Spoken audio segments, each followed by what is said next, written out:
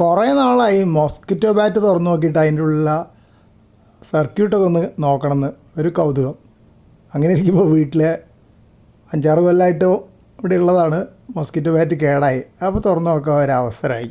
വിചാരിച്ച പോലെ തന്നെ അതിൽ ആ മഞ്ഞ നിറത്തിൽ കാണില്ലേ 600 mAh ഓർ 2.4 വോൾട്ട് നിക്കാഡ് ബാറ്ററിയാണ്, നിക്കൽ കാഡ്മിയം.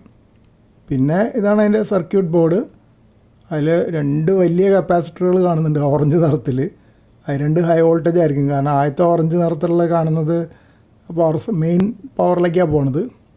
മറ്റേത് അതിലും കൂടിയ വോൾട്ടേജ് ആയിരിക്കും. ഔട്ട്പുട്ട് വരുന്ന ബാറ്ററിക്ക് പോണ വോൾട്ടേജ് സ്റ്റോർ ചെയ്യുന്ന കപ്പാസിറ്റർ ആയിരിക്കും അത്. ഇവിടെ മെയിൻ പവർ സപ്ലൈ കണക്ട് ചെയ്യുന്നിടത്ത് ആ വലിയ ഓറഞ്ച് കപ്പാസിറ്ററിൻ്റെ കൂടെ 4 ഡയോഡുകൾ കാണുന്നുണ്ട്. മിക്കവാറും അത് ഒരു ബ്രിഡ്ജ് റെക്ടിഫയർ ആവാനാണ് സാധ്യത. ഹൈ വോൾട്ടേജ് ഔട്ട്പുട്ട് വരുന്ന ആ ഭാഗത്ത് ആ വലിയ കപ്പാസിറ്ററിൻ്റെ കൂടെ കുറച്ച് ചെറിയ കപ്പാസിറ്ററുകളും പിന്നെ ഡയോഡുകളൊക്കെ ഉണ്ട്. അത് ആ വോൾട്ടേജ് മൾട്ടിപ്ലയറിൻ്റെ ഔട്ട്പുട്ട് വരുന്ന ഭാഗമായിരിക്കണം. 2 സർക്യൂട്ടുകളുടെ ഇടയിൽ ഒരു ട്രാൻസ്ഫോമർ കാണുന്നുണ്ട്.